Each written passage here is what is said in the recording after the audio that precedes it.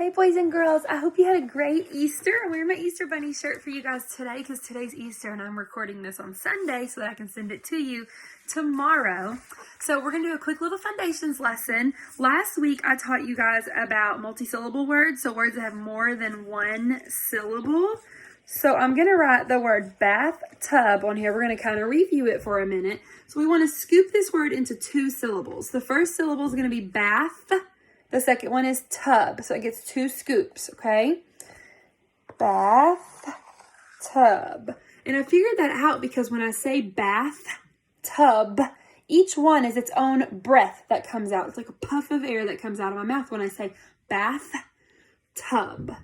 Also, we learned that when there's two consonants together, which this one has three, but we know that TH is a digraph, so those actually stay together. So we're going to split that word after those two, in between those two consonants, okay? So if I was going to do the word tip top, like I'm at the tip top of the mountain, the tip top, the very top, tip top, where would I split this word up at? Where would I divide the word? I'm going to scoop it and divide it in between those two consonants that are together. Tip, top. Okay, so I can go back and mark these up as what syllable type each syllable is. So each syllable has its own syllable type. We've learned closed syllables, open syllables, and vowel consonant E's so far, haven't we, guys? So this one is going to be a closed syllable because it has a short vowel and it has one consonant at the end. The word top is going to have a closed syllable, and it has a breve at the top to show that that O is a short vowel. To ah, the O says ah, so it's a short vowel. Bath is a closed syllable, and tub is a closed syllable. I'm not writing very neat C's upside down, Emma. I'm sorry. Uh-oh, where's my eraser? I'm going to have to use my hand. Oh, no. All right, so today I'm going to teach you a new skill. And this one is when you come to a word like this. This is actually our word of the day. Do you guys remember our word of the day cards? This word is limit. Now, oh no, limit. It does not have two consonants in the middle. So how do I know where to divide this word at?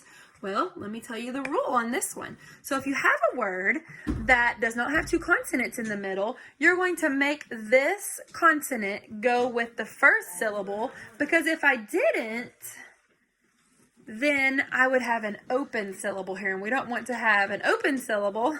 There's Hudson.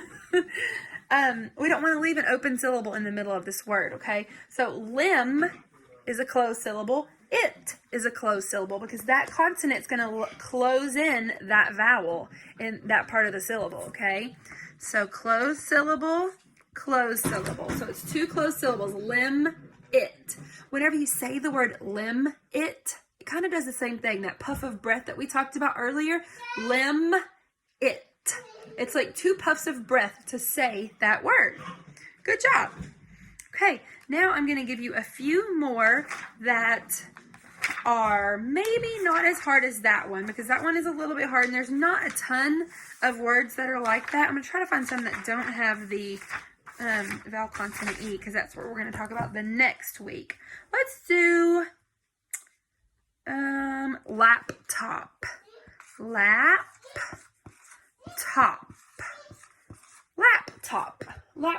When I say laptop, I can hear that it has two syllables. Can you guys hear that? Laptop. So I'm going to scoop it in between those two consonants. That's where I'm going to divide that word at. The first syllable is lap. The second syllable is top. Laptop. And this is actually a compound word. And a compound word is when each of the syllables is a real word. So lap is a word by itself, and top is a word by itself. Laptop. So these are both closed syllables. Okay. There we go. Awesome. Now I want you guys to use the word limit in a sentence, like the speed limit, because this is our word of the day. So if we were in our classroom, which I miss so much, we would be using the word limit in a sentence. And I would say, all right, I want 5 of you guys to give me a sentence using the word limit.